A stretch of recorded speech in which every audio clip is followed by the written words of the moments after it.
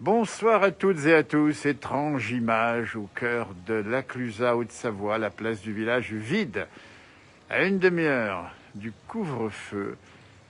Par contre, de belles illuminations, on est là pour ça aussi, c'est pour vous montrer combien les stations sont belles. Malheureusement, il n'y a pas beaucoup de monde, il n'y a même personne, puisque les gens sont rentrés chez eux. Alors, ça ne veut pas dire qu'il y a personne en station, les gens sont certainement là dans les résidences secondaires, mais ils se sont quittés la place du village, pourtant si belle à cette heure-ci.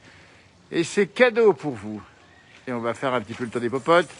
Ici, l'Aclusat, le Grand Bornand pas loin, la Haute-Savoie, et nous sommes ici en face de la maison du tourisme, avec un bulletin météo plutôt engageant pour la suite. Il y aura de la neige ici, jeudi, vendredi, et même certainement la semaine suivante. Donc ça veut dire que c'est parfait. Et c'est pas beau, ça, franchement, magnifique. Alors les commerces viennent de fermer, j'en ai bien compris pour ceux qui étaient effectivement encore ouverts. Et on va se promener ici face à l'église Sainte-Foy de l'Aclusat.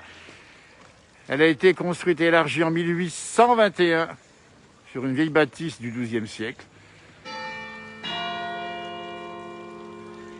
Et c'est cadeau. C'est le tintement de la cloche de 19h30 à une demi-heure, on dit bien, du couvre-feu. Comme c'est beau ici, sur la place du village. Alors, pas grand monde, on vient de voir un homme du pays ici qui nous a expliqué qu'il n'a jamais vu ça, 75 ans, il n'a jamais vu la station vide de cette nature, c'est absolument incroyable, avec ce beau sapin, pourtant avec une musique qui joue un peu dans le vide, il faut dire.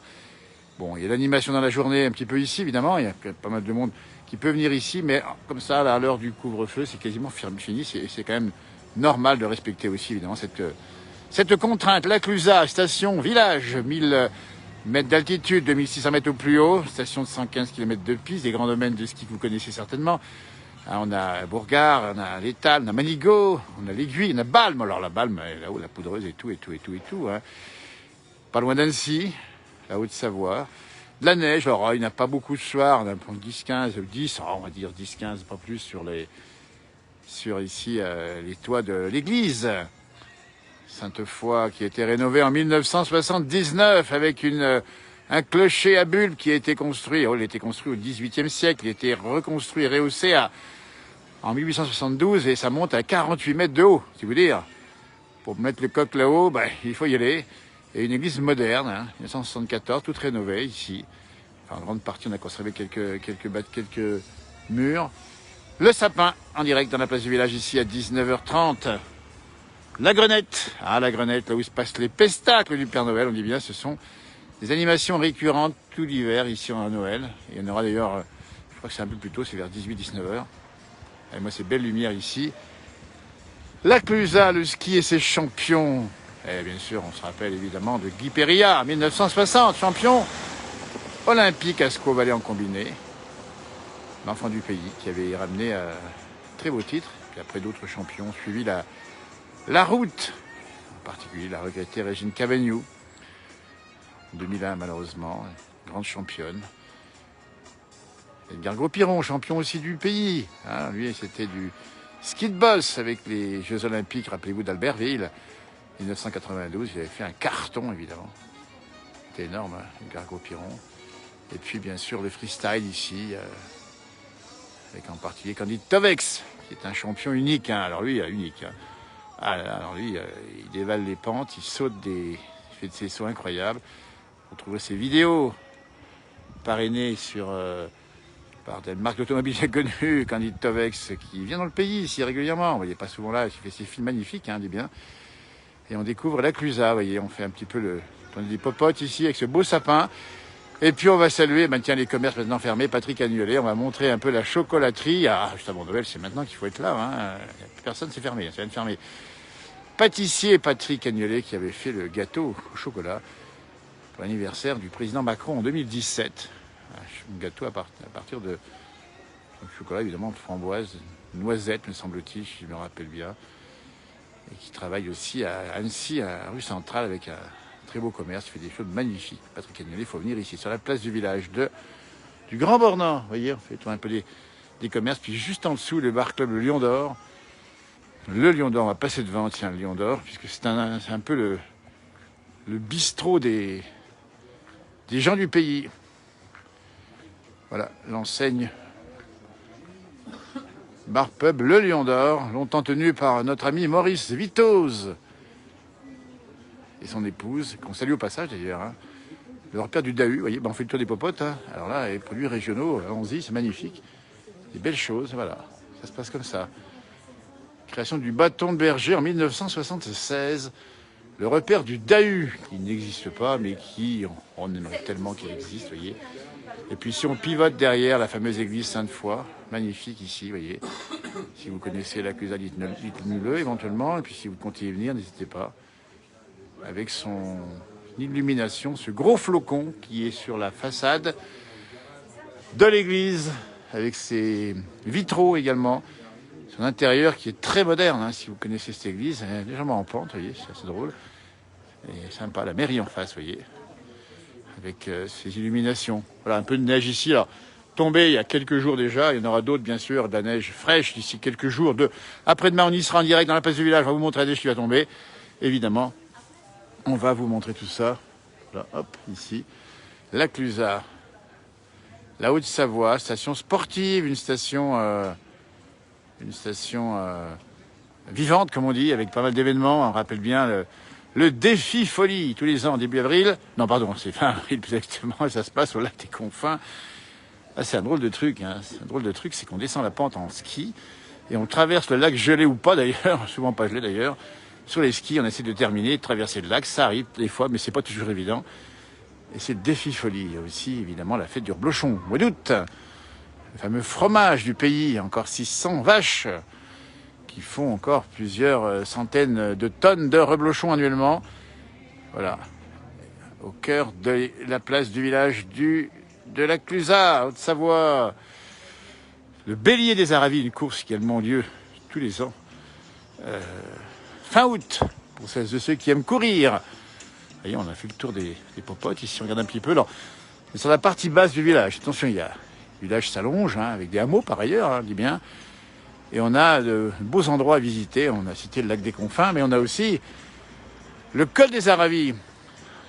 La route a été ouverte en 1905, ce qui a développé la station de la Clusa et permis même au Tour de France de venir en 1911. Le Tour de France qui ne manque pas de passer ici et qui généralement s'arrête souvent un peu plus loin au Grand Bornand. La voisine. Et puis quand on voit la Lune, eh ben on la voit ici, la Lune en direct. On a la Lune, et la Lune c'est aussi un rendez-vous, non pas avec la Lune, mais avec la Full Moon, qui est des soirées dans l'hiver, et j'espère qu'on aura cette année aussi, hein. Par les nuits de pleine lune, eh bien, il y a opération ski sous la pleine lune, c'est assez génial. C'est super sympatoche, et c'était à la Clusa que ça se passe, voyez-vous.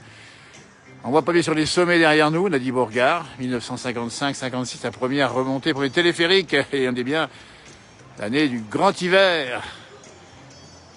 Première inauguration, même s'il y avait déjà un télétraîneau ici, mais les télétraîneaux qui remontent à 1934, c'est vous dire. L'histoire ancienne du ski ici, avec du ski de piste, du télémark également, des champions de télémark ici, voilà. Et puis là, bah écoutez, on a la poste du Père Noël, c'est encore ouvert. Ah bah tiens, et sur la grenette, on a les cadeaux. Les cadeaux tout près. Ça, si les enfants qui nous regardent ont été sages, l'un d'entre eux est pour eux, même plusieurs j'imagine, puisqu'ils ont été très sages. Père Noël qui a déserté l'endroit à cette heure-ci, évidemment, puisqu'il est aussi soumis au couvre-feu, le Père Noël, malheureusement. Le couvre-feu, ce qui veut dire que, bah, tout simplement, il va rester... Alors, on rappelle bien que le couvre-feu a été levé dans la nuit du 24 au 25. Il a été levé, permettra au Père Noël, tout simplement, de poser les cadeaux, sans quoi il n'y avait pas de cadeaux. Ah bah oui, dites donc, il faut le dire à vos enfants. Et il faut remercier les autorités de santé en France, et bien sûr, même l'autorité de santé de l'OMS, l'Organisation mondiale de la santé, a déclaré que le Père Noël était exempt de couvre-feu dans la nuit du 24 au 25. C'est important, hein, parce que sinon, bah, il passait pas. Mais là, heureusement qu'on a fait ça, parce que sinon, ça aurait été jamais vu dans l'histoire du Père Noël. Ah, c'est sympa, vous connaissez un peu l'endroit, et moi, ça, j'ai un peu au témoignage ici. On entend un peu la musique qui joue un peu dans le vide, on dit bien, ah, c'est vide, mais il y a un beau sapin, et on est venu pour vous, parce que c'est vide, et qu'on va rentrer avant 20h, évidemment. Mais puis on va aussi passer une belle soirée, évidemment, la Clusa, avec ses soirées rétro. Eh ben oui, toute une histoire, la Clusa, une histoire du ski, une histoire de la montagne, une histoire, évidemment, de cette vie locale, économie pastorale. Voilà, pas beau tout ça. Alors, on va pivoter encore un petit peu ici, en direct depuis la Clusaz sur sa place vidée. Et on aime bien comme ça, ben, on prend le terrain, on prend le terrain, on occupe le terrain entre guillemets.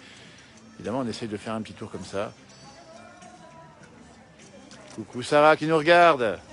Eh ben, ça va bien, mais bon, il va falloir qu'on fasse comme tout le monde, qu'on gagne nos pénates, évidemment.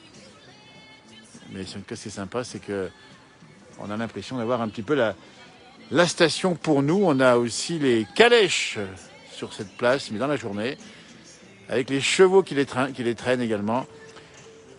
Allez, moi ça comme c'est beau. Ah, Périlla, c'est un nom du pays, on rappelle bien. Guy Périlla, champion de ski, originaire de la Clusaz. Évidemment, les chiens ont le droit de sortir encore à cette heure-ci ou encore un petit peu après.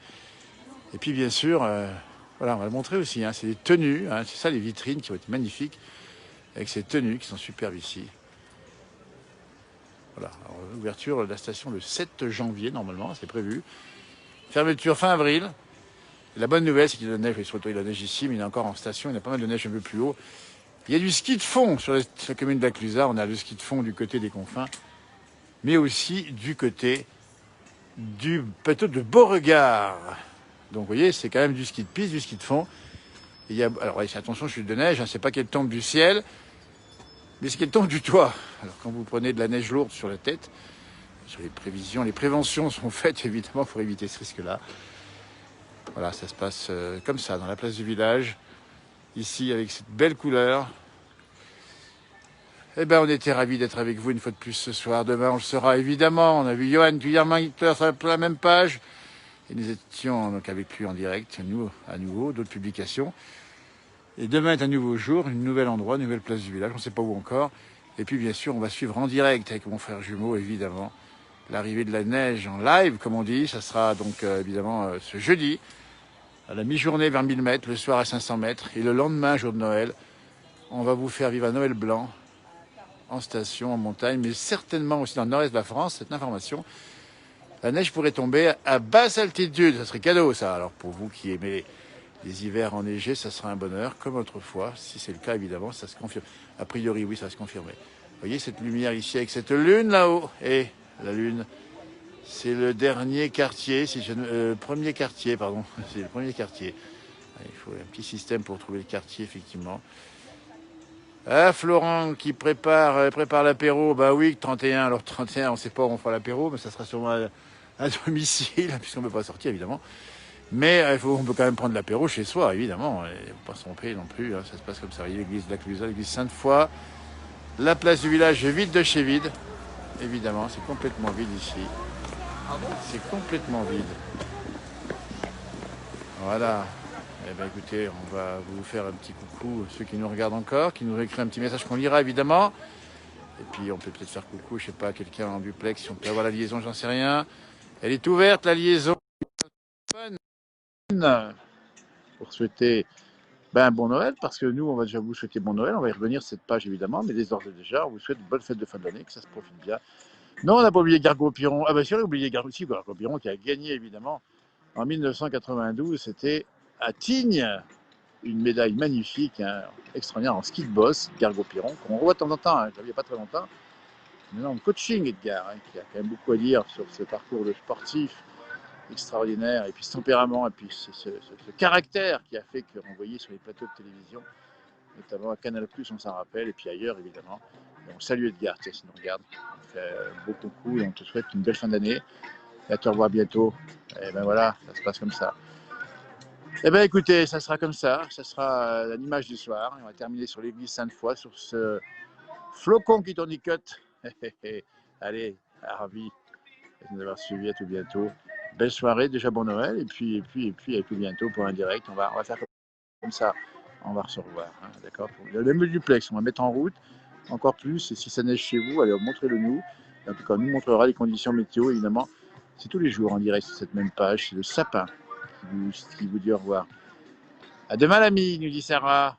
Allez, grosses bises à toutes et à tous, à tout bientôt, merci, au revoir, belle soirée.